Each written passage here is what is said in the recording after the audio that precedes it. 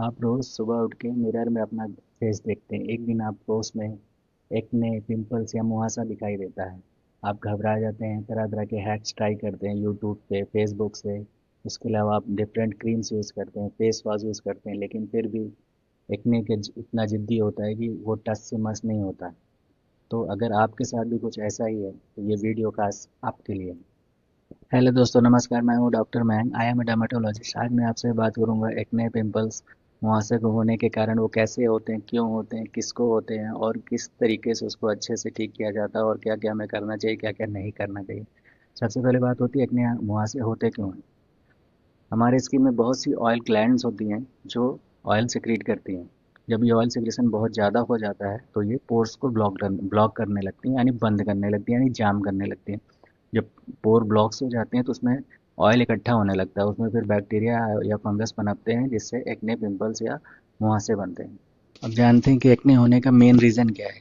जैसा कि hormonal disbalance like in during periods, in PCOS, in teenage group. दूसरा है हमारी ऑयली स्किन। तीसरा है हमारा डाइट, जैसे हम जंक फूड बहुत लेते हैं, बहुत शुगरी डाइट लेते हैं। फिर चौथा है स्ट्रेस।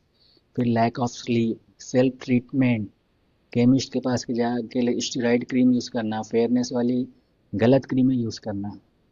ये सब मेन कारण है, और ना कि कुछ लोगों का सोचना है कि सिर्फ हाइजीन के कारण एक्ने होता है। ऐसा सोचना गलत है। अब बात करते हैं टाइप्स ऑफ एक्ने।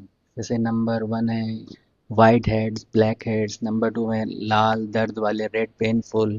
थर्ड है पस वाले, पस फील्ड। एंड फोर्थ है सिस्टिक एक्ने, जो सिस्टिक एक्ने बाद में स्कार का फॉर्मेशन करते हैं।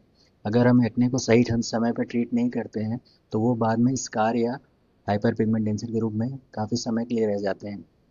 अब बात करते हैं कि ट्रीटमेंट ऑफ एक्ने। एक्ने का ट्रीटमेंट डिपेंड करता है type of acne, severity of acne and type of skin. अगर एक्ने आपका माइल्ड है तो अब आपको सिर्फ क्रीम से फेस वॉश से काम चल जाएगा। अगर मॉडरेट है तो थोड़ी बहुत दवाएं खानी पड़ेंगी।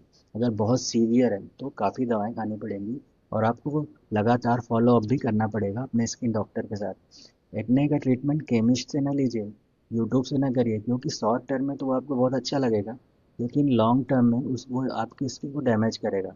लॉन्ग टर्म पे स्कार फॉर्मेशन होगा, लॉन्ग टर्म पे हाइपर पिगमेंटेशन होगा। तो इसलिए अपने डर्मेटोलॉजिस्ट या डॉक्टर को एक्ने के ट्रीटमेंट के लिए ज़रूर चुनें।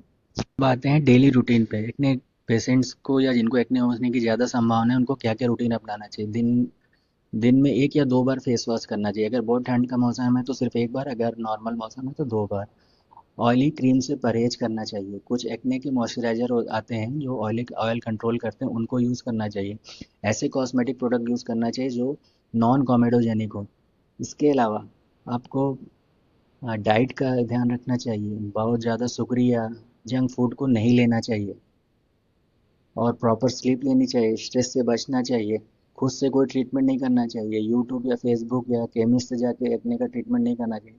कोई भी स्टेरॉइड वाली फेस क्रीम नहीं यूज़ करनी चाहिए। अब आते हैं कुछ कॉमन मिथ्स जो काफ़ी कॉमन है एक्ने में। जैसे कुछ लोग कहते हैं चॉकलेट खाने से एक्ने होता है, ऐसा कोई प्रूवन नहीं है। कुछ लोग कहते हैं मिल्क से एक्ने होता है, ये भी कहीं प्रूफ नहीं है। कुछ लोग कहते हैं कि एक्ने अपने आप चला जाएगा। हाँ जी, चला जाएगा, लेकिन वो आपके चेहरे पे गड्ढे, स्कार या हाइपर पिगमेंटेशन छोड़ के जाएगा। कुछ लोग कहते हैं फेयरनेस क्रीम लगाने से एक्ने ठीक हो जाएगा। ऐसा सोचना बिल्कुल ही गलत है। आज का एक्ने ही कल का स्कार बनेगा। तो अगर अपने एक्ने को दबाए नहीं, दबाने या फोड़ने से स्कार बनने की संभावना बहुत ज़्यादा बढ़ जाती है। हैवी मेकअप ना करें, इससे भी एक्ने होने की संभावना बढ़ जाती है। इसलिए राइट डायग्नोसिस, राइट ट्रीटमेंट, यही मेन मूल मंत्र है एक्ने को ठीक करने के लिए। अपने डॉक्टर को फॉलो करें, सही ट्रीटमेंट करें और एक्ने को स्कार में कन्वर्ट होने से रोकें। अगर आप अपने एक्ने से परेशान हैं तो सबसे पहला काम ये करिए कि सेल्फ ट्रीटमेंट को बिल्कुल बंद करिए। अपने डर्मेटोलॉजिस्ट से सलाह लीजिए। इसी के साथ अब इस वीडियो को लाइक करिए, शेयर करिए, सब्सक्राइब करिए और मैं नेक्स्ट वीडियो एक्ने पे बनाऊंगा कि स्कार को कैसे परमानेंटली रोका जा सकता है या ठीक किया जा सकता है। तो थैंक यू।